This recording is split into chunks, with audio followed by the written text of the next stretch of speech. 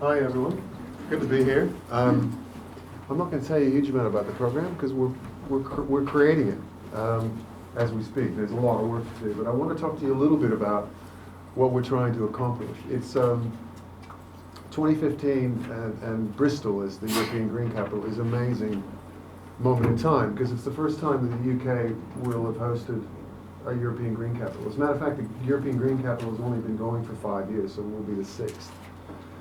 And some of these cities have taken it very seriously, and some have actually not had the resources to necessarily focus on it. And I think the European Commission is also getting a sense of the power of this program. And hopefully, by the time that we're finished with our year, that we'll be able to take the level of the European Green Capital, probably, hopefully, we'll be able to pass it back to the European Commission, even more valuable than it is. But the timing is also amazing with Paris 2015, because you had Copenhagen, which with the UN Conference on Climate Change, the last big one where everybody thought, my God, if, we've got to get the nations to actually agree to carbon targets. And of course, Paris, which is 5 years later, is that now seen as the key moment when it needs to happen. Who knows what's going to happen? But we probably guess that they won't go as far as they'd like to. But what's important for a city like Bristol and what we're trying to accomplish is that what we're saying and what Bristol has proved and what the city region has proved, that it's actually about cities and their people that are making the biggest differences. Cities are actually getting on with making changes to the way that people live. They're putting things in place, and it's not driven by the councils down, it's actually driven by the people up. And there's no better example than the 350 organizations in Bristol City region that have helped Bristol become the European Green Capital.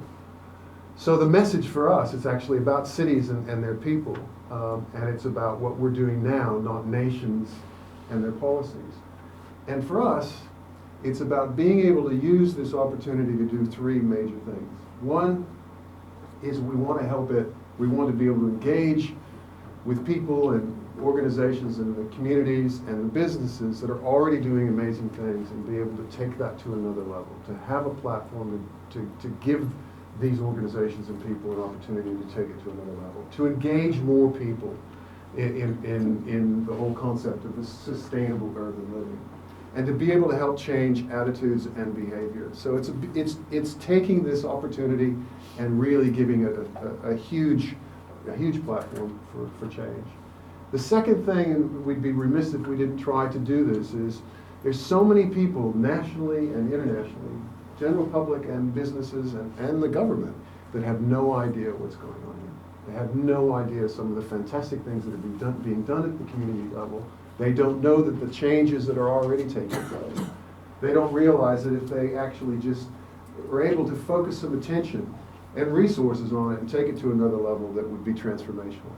So we want to use this as a way of building the profile, nationally and internationally, for what's happening here. And we want to use 2015 as this really important platform to create a stage for dialogue and debate leading up to Paris. And we're having some amazing discussions about the ability for us to create world-class summits to again be able to bring the world's eyes, the eyeballs of the world here, and to be able to use it as a platform for change.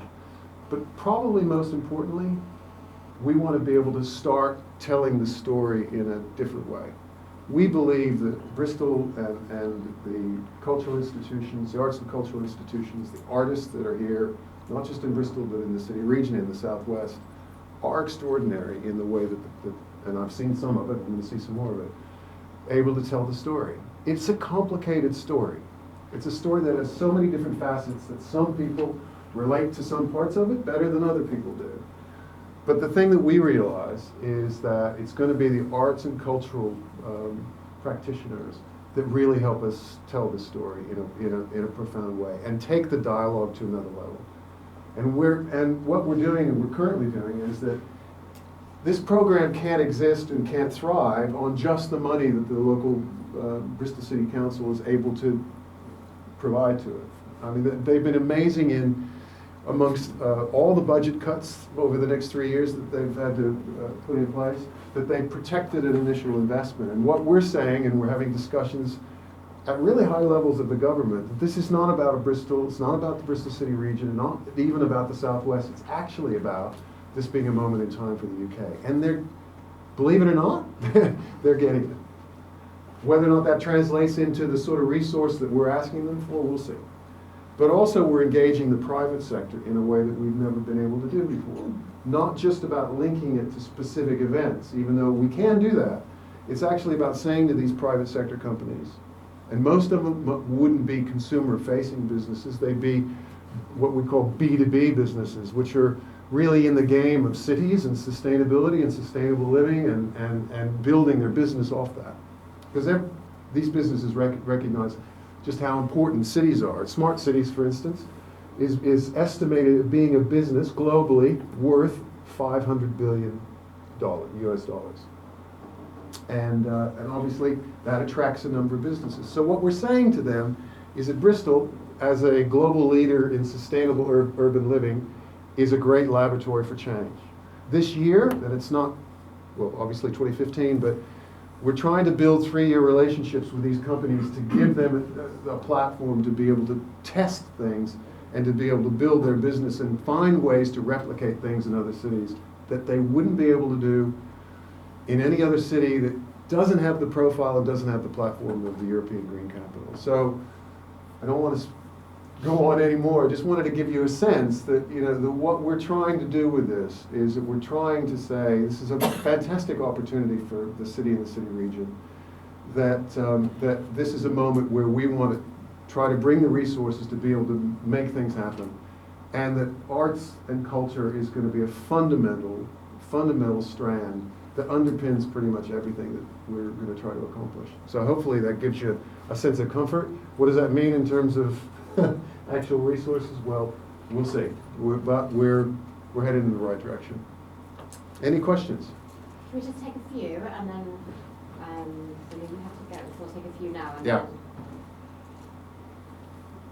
I am the chair of the Arts Heritage and Culture Group for Green Partnerships. Green Partnerships, Green Partnerships. Green Partnerships. Green Capital Partnerships. Absolutely. Yeah. And we're obviously very interested to know how we're going to work with you. Yeah. I know you're probably... Well, Philippa, we just had our first board meeting today. Philippa Bailey is the chair on our board. I mean, look, you know, we're going to be sort of arm in arm, inseparable, because I mean, what's really amazing, and I don't know if everybody knows about the Green Capital Partnership. Those are the 350 organizations that I was referring to that really are a gift to the city and a gift to us, because we're going to be a small team that, you know, is trying to bring new resources to then be able to engage with the people who are already doing great stuff, to be able to help take the work to another level. So it's complicated. It'll be complicated at first, but you know, firstly the desire and the need for us to work inseparably, it's a given. Great, thank you. Sure. That's good news. What does green mean? Oh, good question. Actually, and one of the things which I usually talk about is we want to go beyond green. We want to go beyond the concept of green. Now, for some people, it means it's very worthy, and it's a very small subset of who you're trying to reach. And so that's why we're talking more about trying in a human way, the fact that it's actually about sustainable urban living. It's about living in cities. It's about living better in cities. It's about the relationship, and this, you know, I'm not an expert in this area. You guys are more experts than I am, but we're working with organizations, companies to help us be able to tell that story in a holistic way that actually is much more human. So how can people relate to the fact that sustainable urban living is about nature, it's about energy, it's about transport, it's about health and well-being, it's about water, it's about, you know, well, the whole spectrum that relates to sustainability, and it's about communities, and it's about sharing, and it's about a number of things, and we want to be able to tell that story. Have you found the green to be a barrier to that narrative? Depends on who you're talking to. Okay. Depending on who you're talking to. I mean, in all frankness, one of the key things we're going to try to do is focus on young people to be able to help us because it's much easier for them to understand the story. And so a big part of what we want to do is an education program that Savita's running, actually, for us, that we're going to be taking nationally and hopefully internationally as well. Some really exciting things, but we've got to go beyond green, because if we don't, and if we don't try to take it more into a mainstream dialogue, and I think I've run out of time. Is that it? Brilliant. Thank you very much. Thank you. That was wonderful.